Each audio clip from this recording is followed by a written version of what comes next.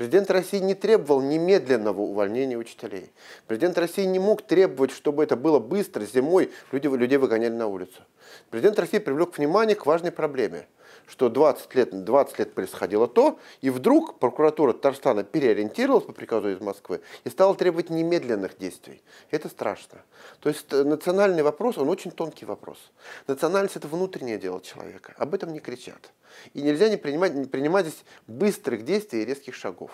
И то, что прокуратура Татарстана действует вот так, грубо, в сапогах по цветам, это ужасно. Знаете, когда нас приглашают на совещание и требуют быстро, немедленно уволить учителей татарского, быстро и немедленно.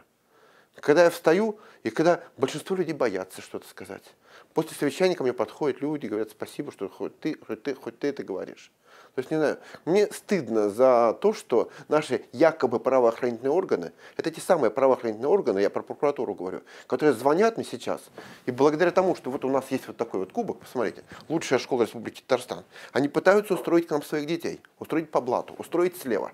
Я назову помощника прокурора города Морскую, который делал это лет 5 назад. Я назову помощника прокурора города Урванцева, который делал это 1,5 года назад. Это страшно, что именно из прокуратуры нам больше всего звонков, чтобы мы приняли людей слева, из якобы правоохранительных органов. И когда мы отказываем, мы говорим, что у нас все будет по-честному и по совести, начинаются разные проверки прокуратуры. И сейчас мне говорят, что это татарский язык, а на самом деле это не за это.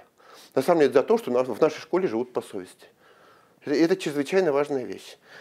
Я помню, как это было, когда у нас татарам говорят: ты татарин, иди учи татарский язык, а раз ты русский, ты можешь в футбол играть. Понимаете? Вот это нельзя так делать. То есть мы живем на земле Татарстана. Если я русский, я могу уехать в Пензу, могу уехать в Москву, могу уехать в Питер, то Татарстан это родина татар, это Мекка татар. И надо это уважать.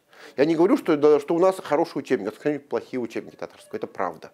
У нас, к сожалению, в большинстве школ плохо преподают татарский. Это тоже правда.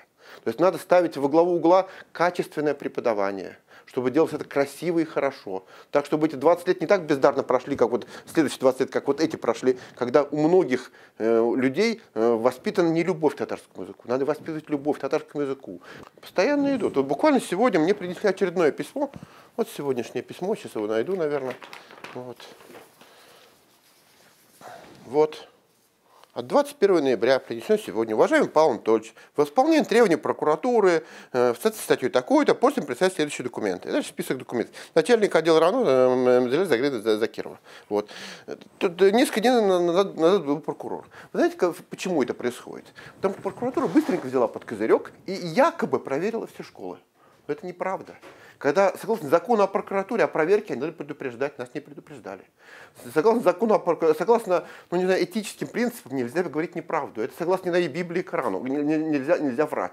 Знаете, у меня вот есть представление прокуратуры, где написано, что проанализировав ваш учебный план, мы сделали выводы. Они не были здесь.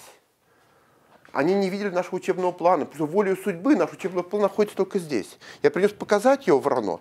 Мы несколько раз так ходили из одного места в другое, и он находится у нас. Прокуратура его не видела, а написали, что видели. Эти правоохранительные органы, которые лгут.